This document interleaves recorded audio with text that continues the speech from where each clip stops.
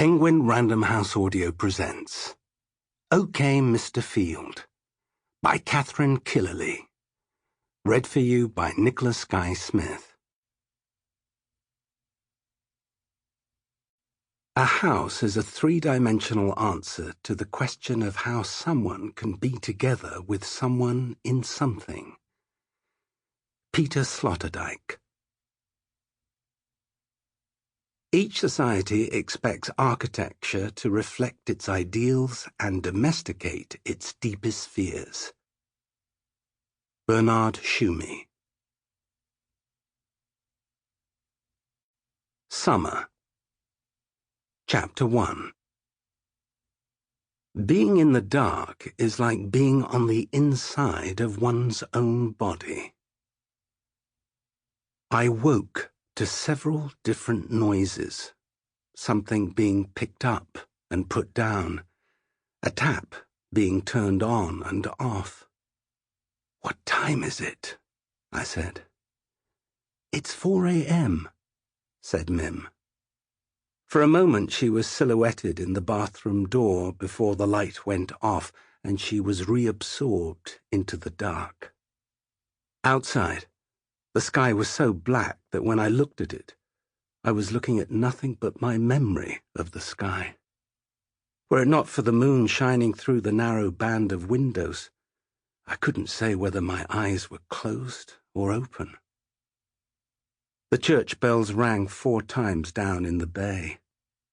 I stuck my foot out from under the covers and tried to sleep, but my head was full of nighttime voices overtaking and interrupting one another, so it sounded like there were many voices talking at once, though really it was just the same voice repeating the same few meaningless questions. What month is it? Clytemnestra? Who was Tchaikovsky's son? Which, in any case, were impossible to answer, since each one seemed to dissolve the moment it caught my attention. Lying there, the quiet was disturbed by the sound of Mim's footsteps to-ing and fro-ing on the ceiling above me. "You're too sensitive," said a voice inside my head. "It's just Mim walking." So I rolled over and closed my eyes, but on my side, the sound of her footsteps dropped down in a straight line from the ceiling into my ear where, having penetrated my head, they made a right turn and took root in my sternum before infecting my heart, which started beating louder and faster than before. "Relax," I told my heart. "There's nothing to worry about." But of course a heart doesn't understand human language, and the only way to still it is by force, which I did, wrapping my arms tightly over my chest, though each time I drifted off, my grip relaxed and the thudding, unsuppressed, would startle me awake again. "Don't just lie there," the voice said. "Why don't you do something? Why don't you find her and ask her what the matter is?" Because sometimes, I thought, it's better not to know.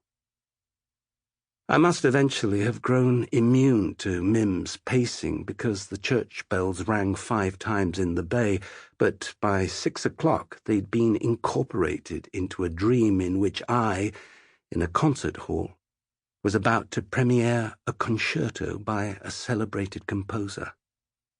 The orchestra had already started, but I was waiting for the conductor to bring me in, which presently he did, gesturing at me with his baton.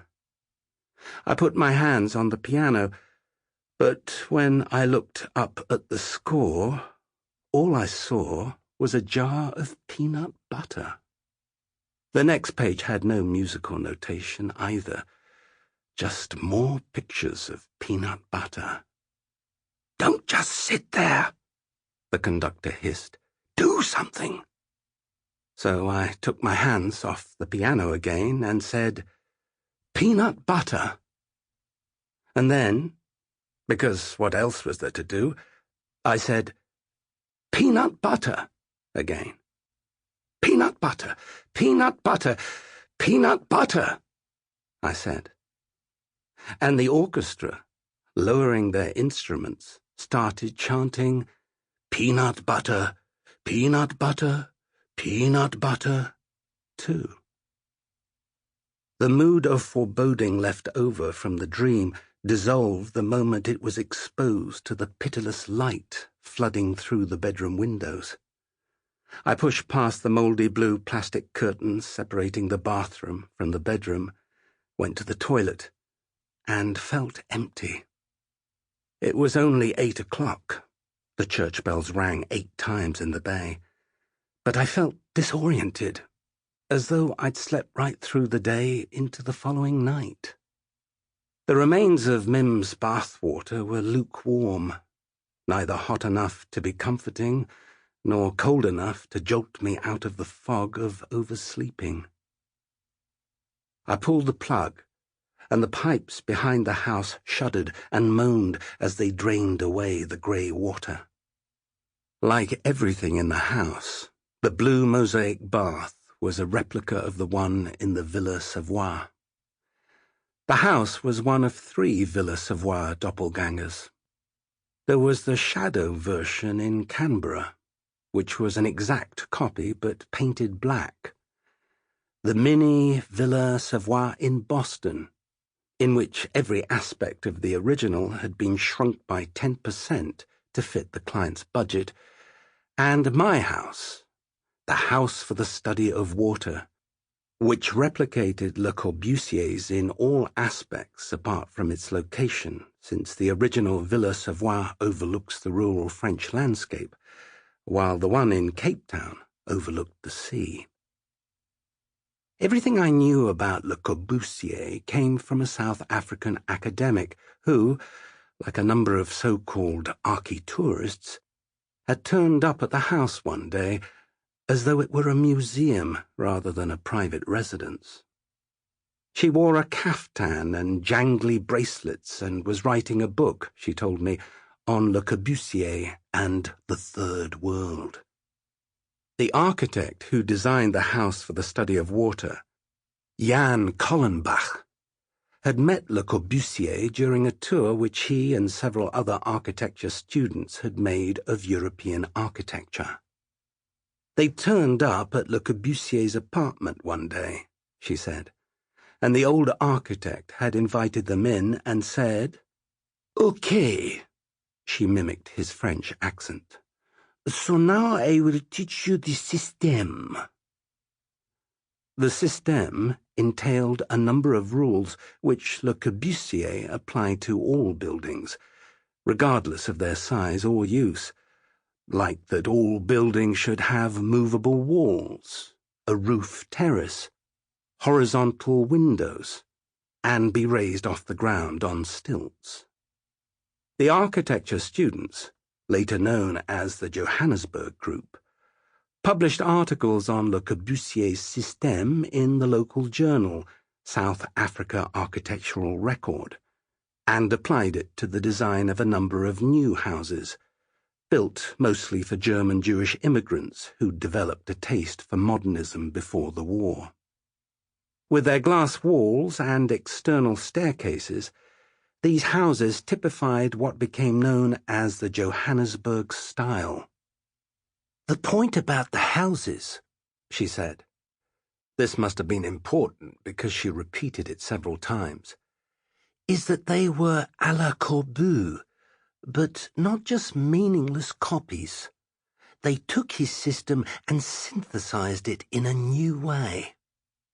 Whereas Collenbach, apparently, had been so seduced by the master, as he'd called him, that he believed the practice of architecture post-Le Corbusier could offer nothing more than to replicate his buildings verbatim. We were standing at the strip of windows in the living room, looking at the sea.